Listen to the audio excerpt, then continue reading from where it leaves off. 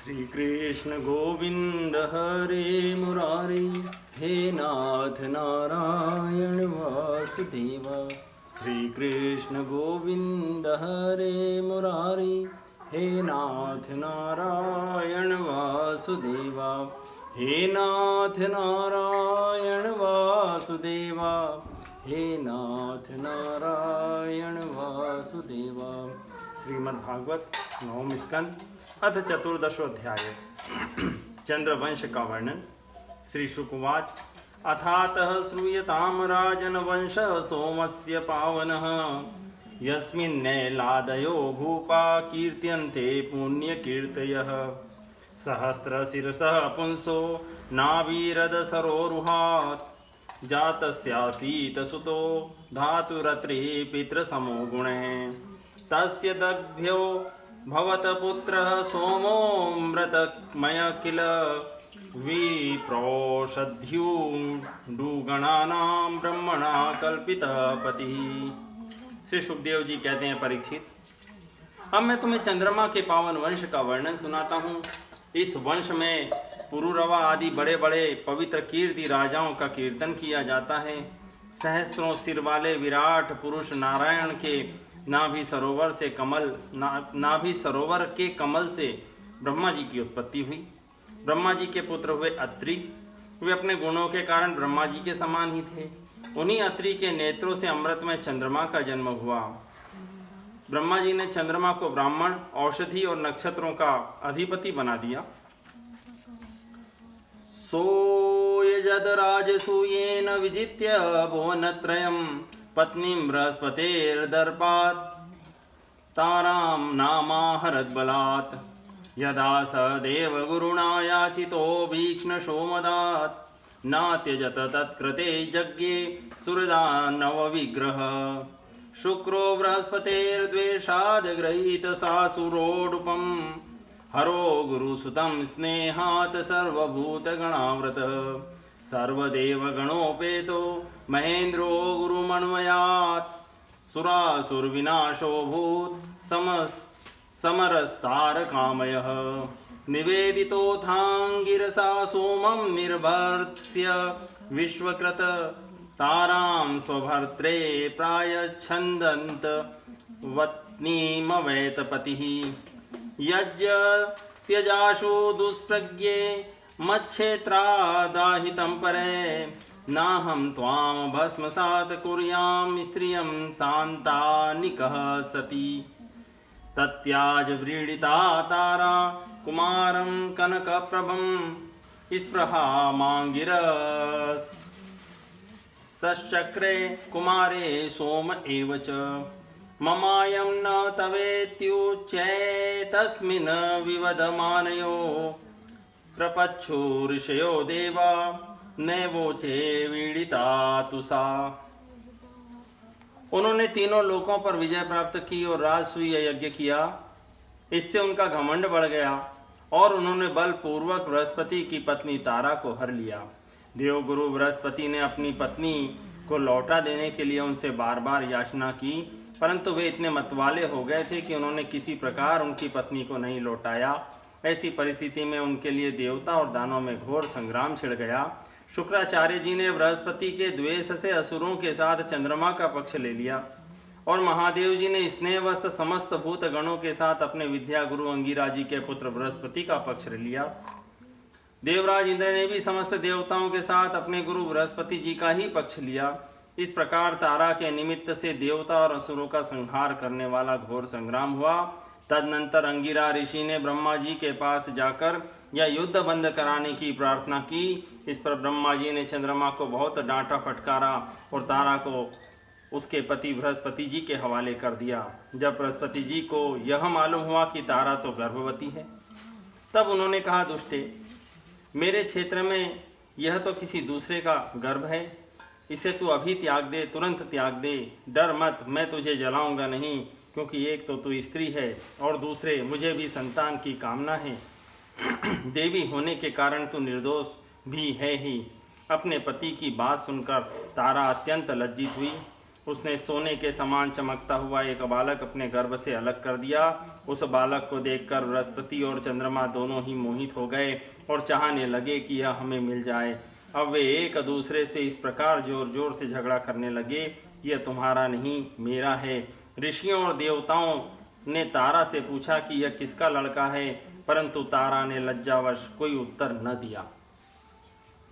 कुमारो मातरं प्राकुपितोऽलीकलज्जया किं नो वोचस्य सद्वृत्ते आत्मा वन्ध्यं वदाशु मे। ब्रह्मा ताम्रयाहूय समप्राक्षी च सान्त्वयन् सोमस्येत्याह शनके सोमस्तं तावदब्रहीत् तस्यात्मयो निरकृत बुध इत्यभिधां नृप। बुद्ध्या गंभीर्या येन पुत्रेणापोडुराणमुदम् ततः पुरुरवा जज्ञे इलायां स उदारतः तस्य रूपगुणोदार्यशीलद्रविणविक्रमान्। श्रुत्वोर्वंशीन्द्रभवने गीयमानान् सुरर्षिणा तदन्तिकमुपेयाय देवी स्मरशरार्दिता। मित्रवरुणयो शापादापन्ना नरलोकतां निशम्य पुरुषश्रेष्ठ कन्दर्पमिव रूपिणम्। धृतिं विष्टभ्यललना उपतस्थे तदन्तिके सतां लोक विलोक्य नृपतिर्हर्षेणोत्फुल्ललोचनः। उवाच श्लक्षणया वाचा देवी हष्टतनुरुह। बालक ने अपनी माता की झूठी लज्जा से क्रोधित होकर कहा, दुष्टे, तू बतलाती क्यों नहीं? तू अपना कुकर्म मुझे शीघ्र से शीघ्र बतला दे। उसी समय ब्रह्मा जी ने तारा को एकांत में बुलाकर बहुत कुछ समझा बुझाकर पूछा। तब तारा ने धीरे से कहा कि चंद्रमा का। इसलिए चंद्रमा ने उस बालक को ले लिया। परीक्षित, ब्रह्मा जी ने उस बालक का नाम रखा बुध, क्योंकि उसकी बुद्धि बड़ी गंभीर थी। ऐसा पुत्र प्राप्त करके चंद्रमा को बहुत आनंद हुआ। परीक्षित, बुध के द्वारा इला के गर्भ से पुरुरवा का जन्म हुआ, इसका वर्णन मैं पहले ही कर चुका हूँ। एक दिन इंद्र की सभा में देवर्षि नारद जी पुरुरवा के रूप, गुण, उदारता, शील, स्वभाव, धन, संपत्ति और पराक्रम का गान कर रहे थे। उन्हें सुनकर उर्वशी के हृदय में काम भाव का उदय हो आया। उससे पीड़ित होकर वह देवांगना पुरुरवा के पास चली आई। यद्यपि उर्वशी को मित्रा वरुण के शाप से ही मृत्यु लोक में आना पड़ा था, फिर भी पुरुष शिरोमणि पुरुरवा मूर्तिमान कामदेव के समान सुंदर है। यह सुनकर सुर सुंदरी उर्वशी ने धैर्य धारण किया और वह उनके पास चली आई। देवांगना उर्वशी को देखकर राजा पुरुरवा के नेत्र हर्ष से खिल उठे। उनके शरीर में रोमांच हो आया। उन्होंने बड़ी मीठी वाणी से कहा, राजोवाच, स्वागतम ते वरारोहे आस्यताम करवाम किम सरमस्व मया साकम रतिर्नो शाश्वती समः। राजा पुरुरवा ने कहा, सुंदरी, तुम्हारा स्वागत है, बैठो। मैं तुम्हारी क्या सेवा करूं? तुम मेरे साथ विहार करो और हम दोनों का यह विहार अनंत काल तक चलता रहे। उर्वश्युवाच, कस्यास्वत्वयि न सज्जेत मनोदृष्टिश्च सुंदरः यदंगान्तरमासाद्य च्यवते हरिरंसया। उर्वशी ने कहा, राजन, आप सौंदर्य के मूर्तिमान स्वरूप हैं। भला ऐसी कौन कामनी है जिसकी दृष्टि और मन आप में आसक्त न हो जाए, क्योंकि आपके समीप आकर मेरा मन रमण की इच्छा से अपना धैर्य खो बैठा है।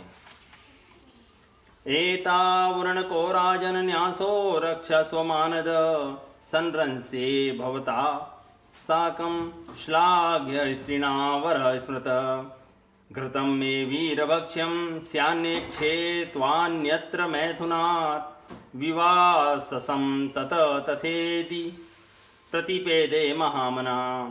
अहो रूपमहो भावो नरलोक विमोहनम को न सेवेत मनुजो देवीं त्वां स्वयमागताम्।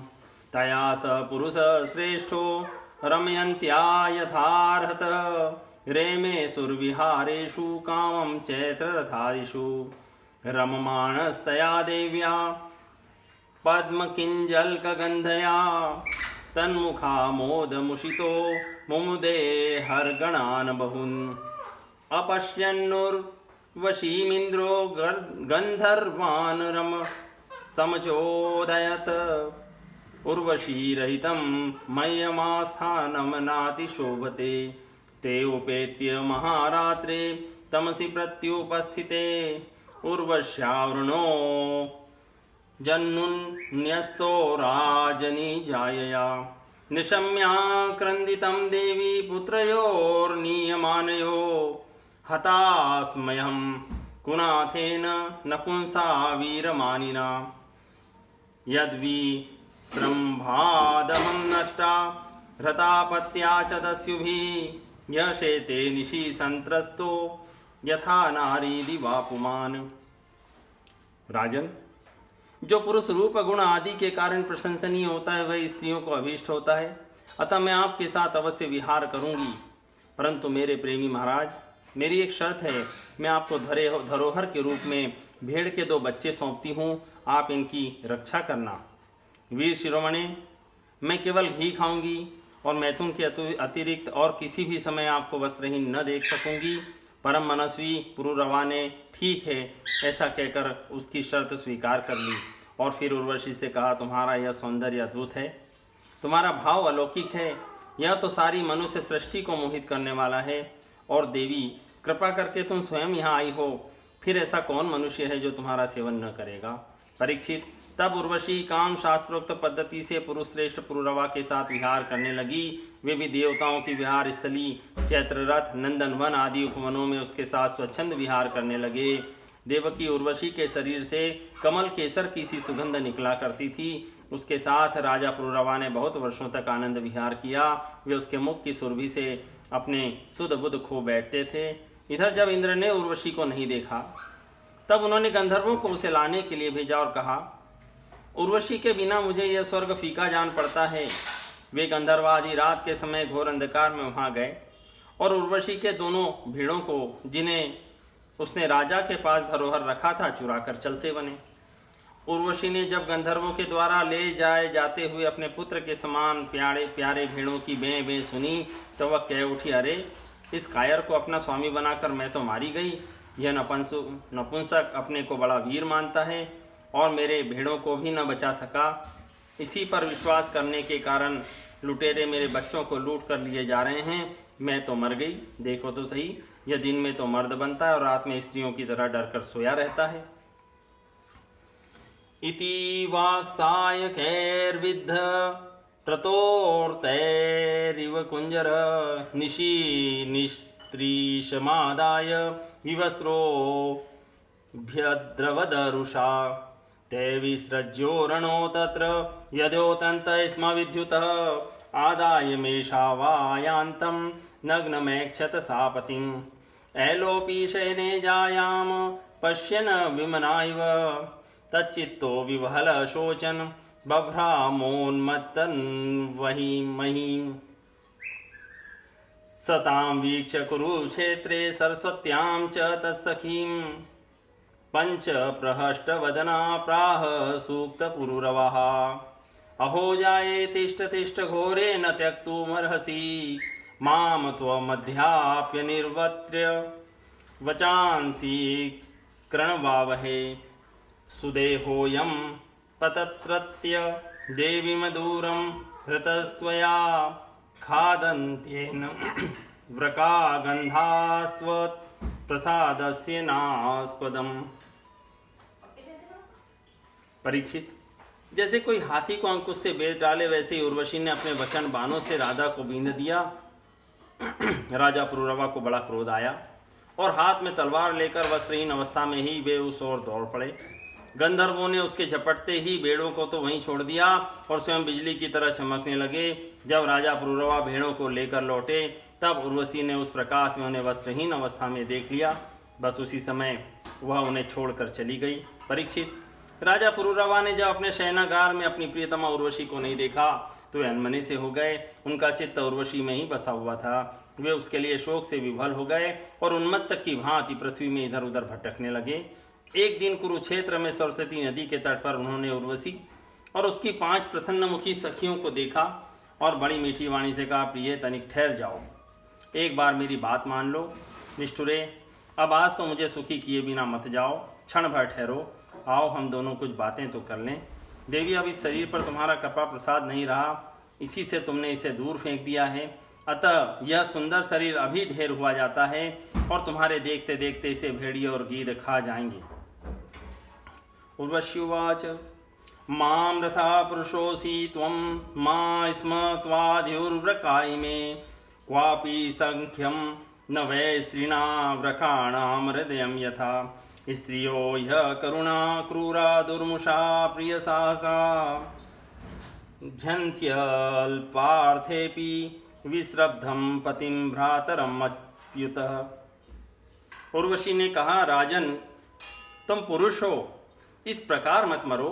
देखो सचमुच ये भेड़ियां तुम्हें खा न जाएं। स्त्रियों की किसी के साथ मित्रता नहीं हुआ करती। स्त्रियों का हृदय और भेड़ियों का हृदय बिल्कुल एक जैसा होता है। स्त्रियां निर्दय होती है, क्रूरता तो उनमें स्वाभाविक ही रहती है, तनिक सी बात में चिढ़ जाती हैं और अपने सुख के लिए बड़े बड़े साहस के काम कर बैठती है। थोड़े से स्वार्थ के लिए विश्वास दिलाकर अपने पति और भाई तक को मार डालती हैं। विधायाली कविश्रम्भ मज्ञेषु त्यक्त सौरदा नवम नवम भीप्सन्त्य पुंश्चल्य स्वैरवृत्तयः संवत्सरान्ते हि भवानेकरात्रं महेश्वर वत्सत्यपत्यानि च ते भविष्यन्त पराणि भोः। अन्त्यवत्नी मुपालक्ष्य देवीं स प्रययो पुरं पुनस्तत्र गतो दान्ते उर्वशीं वीरमातरम् उपलभ्य मुदा युक्त समुवास तया निशाम् अथेन मुर्वशी प्राह कृपणम विरहातुरं गन्धर्वानुपधावे मां स्तुभ्यं दास्यन्ति मामिति तस्य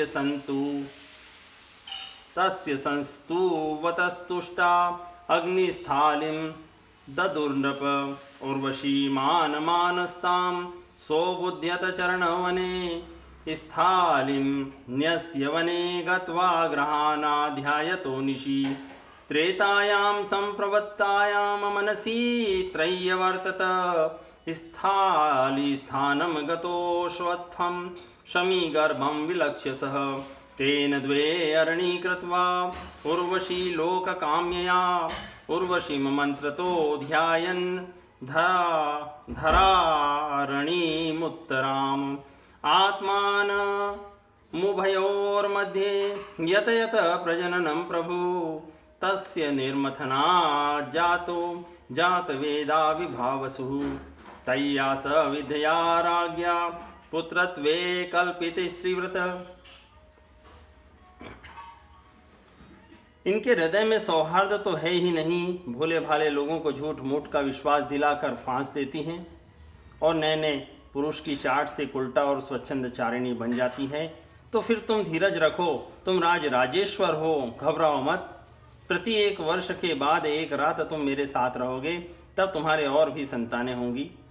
राजा पुरुरवा ने देखा कि उर्वशी गर्भवती है, इसलिए वे अपनी राजधानी में लौट आए। 1 वर्ष के बाद फिर वहां गए, तब तक उर्वशी एक वीर पुत्र की माता हो चुकी थी। उर्वशी के मिलने से पुरुरवा को बड़ा सुख मिला और वे एक रात उसी के साथ रहे।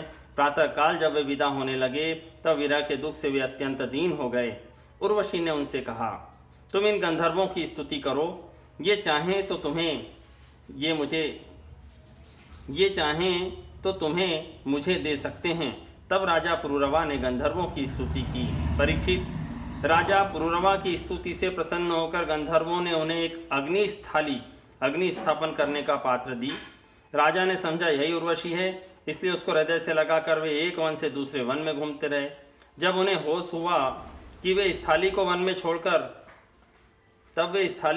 छोड़कर अपने महल में लौट आए एवं रात के समय उर्वशी का ध्यान करते रहे। इस प्रकार जब त्रेतायुग का आरंभ हुआ, तब उनके हृदय में तीनों वेद प्रकट हुए। वे फिर उसी स्थान पर गए जहां उन्होंने अग्नि स्थाली छोड़ी थी। अब उस स्थान पर शमी वृक्ष के गर्भ में एक पीपल का वृक्ष उगाया था। उसे देखकर उन्होंने उससे 2 अरणियां मंथन काष्ठ बनाई और फिर उन्होंने उर्वशी लोक की कामना से नीचे की अरणी को उर्वशी ऊपर की अरणी को पुरुरवा और बीच के काष्ठ को पुत्र रूप से चिंतन करते हुए अग्नि प्रज्वलित करने वाले मंत्रों से मंथन किया। उनके मंथन से जात वेदा नाम का अग्नि प्रकट हुआ। राजा पुरुरवा ने अग्नि देवता को त्रयी विद्या के द्वारा आहुवनीय, गार्हपत्य और दक्षिणाग्नि इन 3 भागों में विभक्त करके पुत्र रूप से स्वीकार कर लिया। तेनायजत यज्ञेशं भगवन्त मधोक्षजम् उर्वशी लोकमन्विञ्छन् सर्वदेवमयं हरिम्। एक एव पुरा वेद प्रणव सर्वाङ्मय देवो नारायणो नान्य एकोऽग्निर्वर्ण एव च।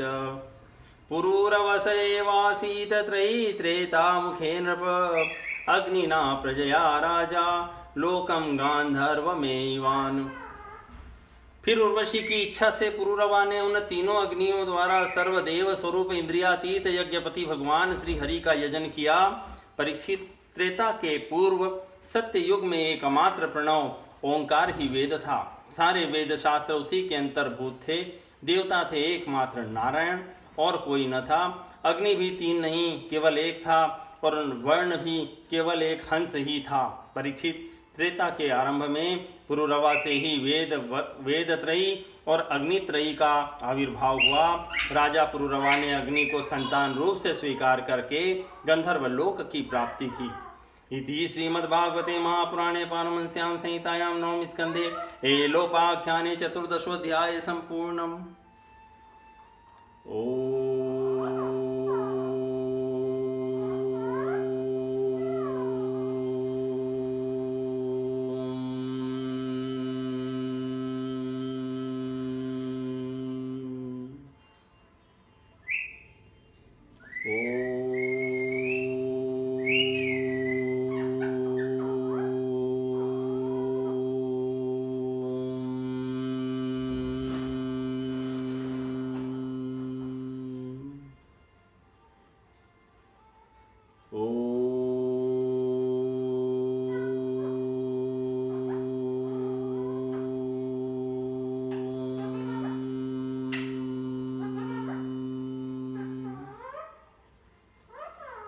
श्री कृष्ण गोविंद हरे मुरारे, हे नाथ नारायण वासुदेवा। श्री कृष्ण गोविंद हरे मुरारे, हे नाथ नारायण वासुदेवा। हे नाथ नारायण वासुदेवा, हे नाथ नारायण वासुदेवा।